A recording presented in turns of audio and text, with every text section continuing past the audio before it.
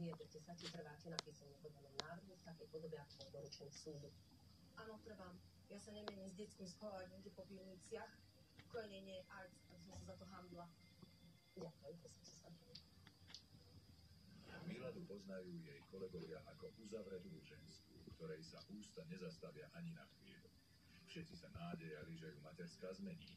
No márne. Mal som byť zásadovejší a neprijať ju do zamestnania hneď po materskej.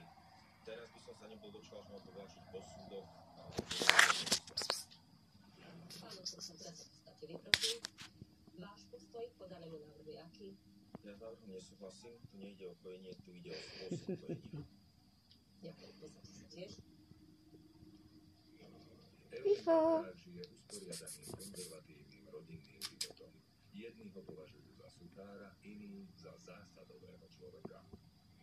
On bol najradšej, keby ženu nekojili vôbec. Všeobecne má problém so ženami. Dnes to aj preukážem. Pán právny zástupca, nech sa páči, predneste váš návrh. Vážený súd. A toto sa ti nepáči? Po uplynutí pol roka trvania jej materskej dovolenky sa musela kvôli financiám vrátiť do práce, kde si niekedy kvôli rodinným okolnostiam... No super. Sa príjma s nevôľou, čo sa prejavuje diskrimináciou